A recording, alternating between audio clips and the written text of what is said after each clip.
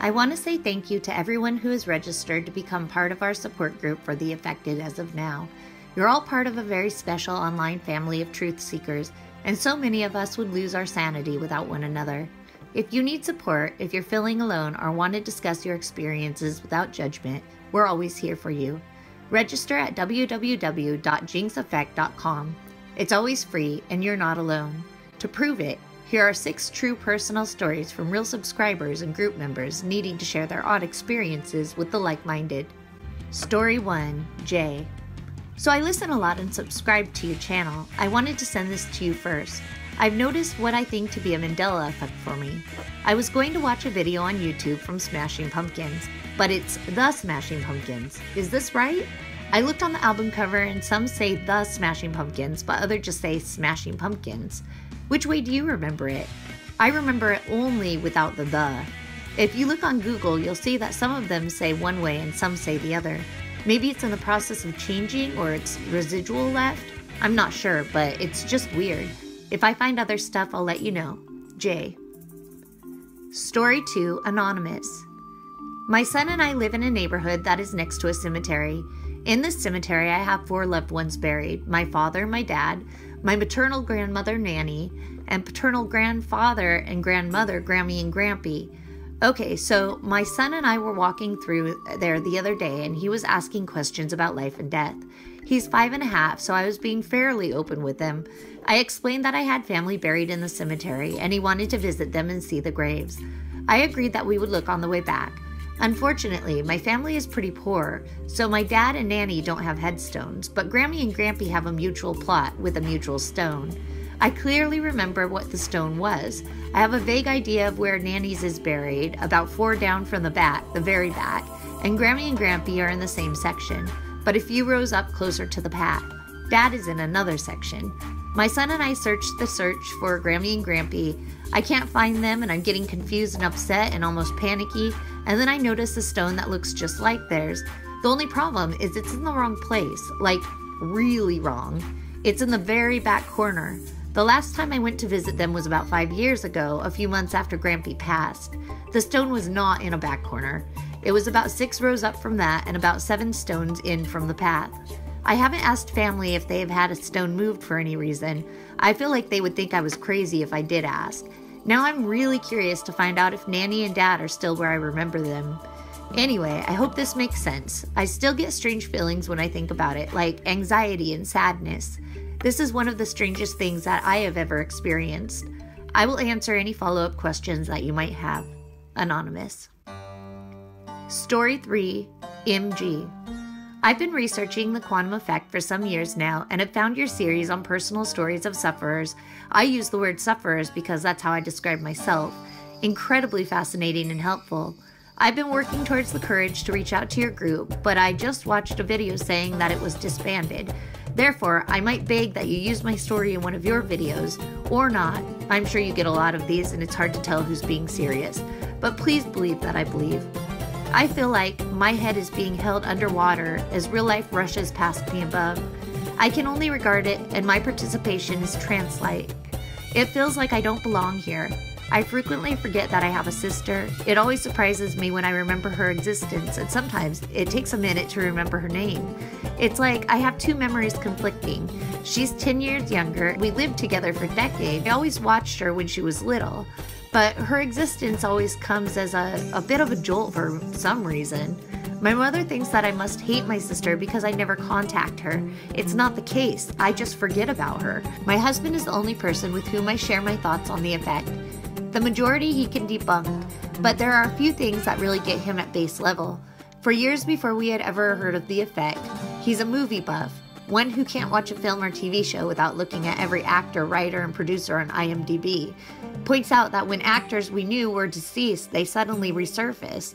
Mind you that these are people for whom he had read and seen obituaries, news articles, and tributes. Then we can't find a shred of evidence of those things existing at all, and they've never left the limelight seemingly at all. Well, we just used to call it one of those. We agree on displaced geography and changes in human anatomy, specifically the placement of the heart, but this is nothing compared to a change in my own history, which my husband is eerily cavalier about.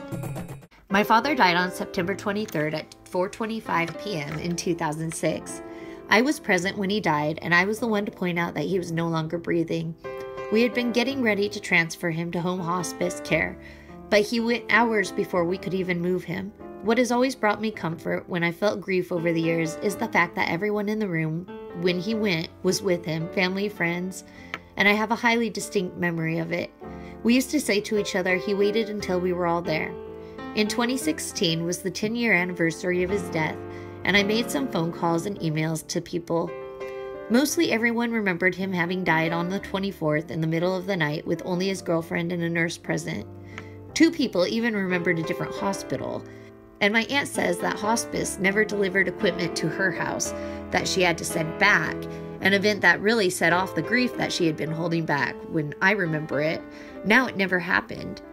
This nuance sent me into a depression that I've not been able to escape from, a sort of existential break. I used to get together with these people a few times a year and reminisce about him. We would all have dinner and tell stories. We would always say he waited until we were all there. Now they aren't close to me at all. MG. Story 4KF.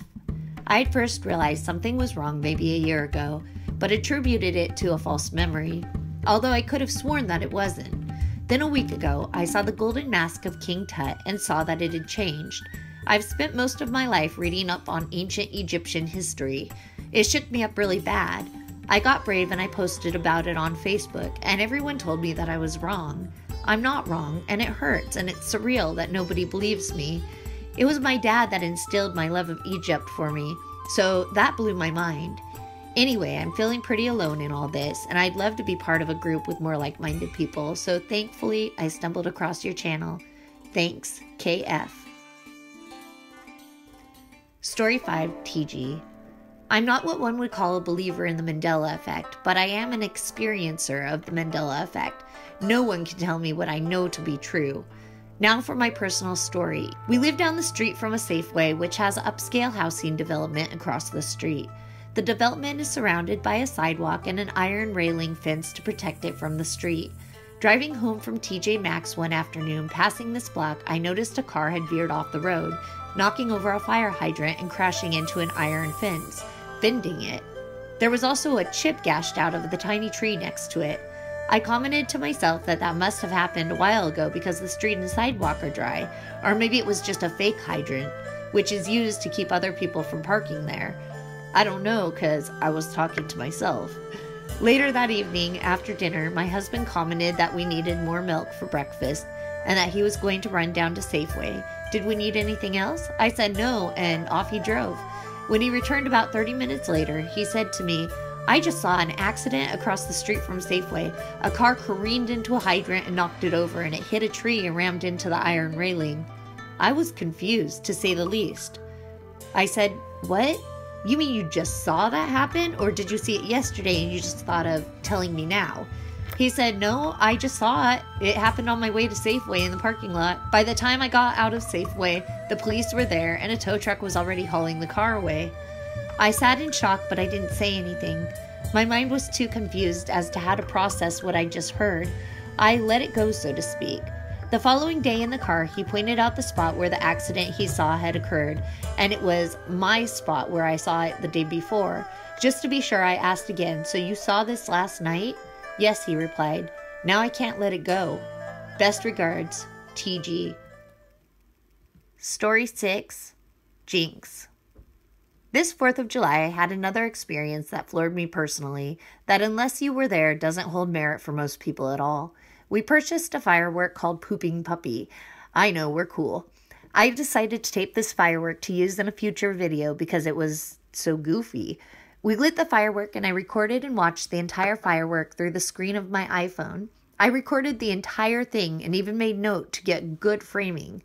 I was really happy with the video. However, when I went to watch what I had recorded, this is what the camera had picked up. Bear in mind, I watched the entire firework through the screen as I recorded. I have no idea how the footage recorded on this video could have possibly been recorded. I was not moving when I shot this video. I had another experience Wednesday night that baffled me. On Clyde Lewis's show Ground Zero, they had the crystal skull Shanaran on as it was traveling in Portland July 6th through the 8th. They hooked it to something called the Black Cube, a microwave frequency detector, think scrying, to access information and answers from the info recorded in the crystal skull. I waited online for 40 minutes to ask the skull if the quantum effect is a natural phenomenon that's being manipulated. Right before I go on live, the producer comes on and tells me they're not able to talk about the Mandela effect at all or ask any questions about it. He says I can ask about anything else, and I tell them no thanks and hang up. It was an incredibly sketchy reaction, and it left me with more questions about the show's intent that night than anything else. WTF. As observers, our experiences are most often written off, if discussed at all, but they are happening. I may not be able to convince people watching this video, but I can do one thing. I can share enough to let you guys, those experiencing these things too, know that you aren't alone and you aren't crazy.